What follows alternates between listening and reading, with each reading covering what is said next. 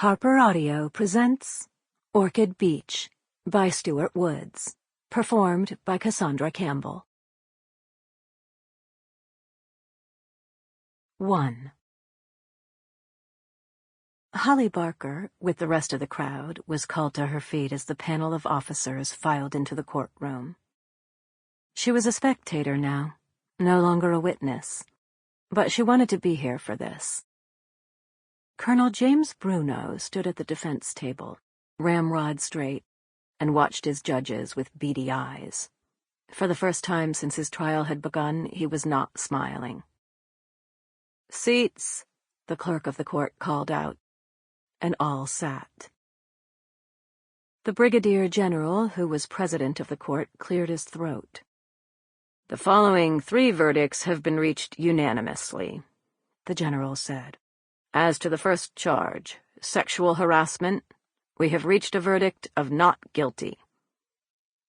Holly's stomach shrank into a knot. She locked her knees so that they would not buckle. She knew what could only come next. "As to the second charge, attempted rape, we have reached a verdict of not guilty," the general said. "And as to the third charge, conduct unbecoming an officer, we have reached a verdict of not guilty." "Yes!" screamed a woman in the front row. Holly recognized her as Colonel Bruno's wife. It was the first time she had appeared in court. "Colonel Bruno," the general said, "you are restored to duty. This court is adjourned." Holly made her way slowly through the crowd, ignoring the reporters who were demanding her reaction to the verdict. On her way, she came abreast of the young blonde lieutenant who had been the other complainant in the case. Holly found her hand and squeezed. The woman was in tears. The cold outside air struck like a slap, reviving her, and she saw her father's car at the curb. She got in beside him. "I'm sorry," he said. He was dressed in his master sergeant's uniform and wore the green beret of the Special Forces. "You knew, didn't you?" she asked.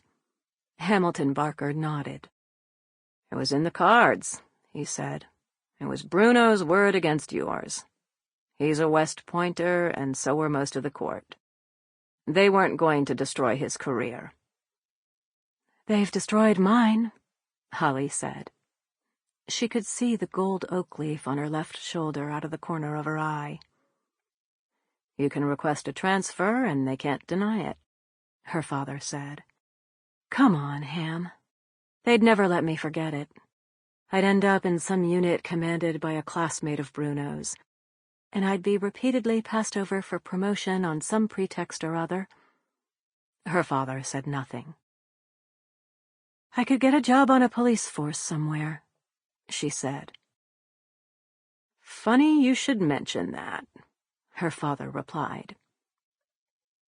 They sat in a steakhouse near the base, the ruins of their dinner before them.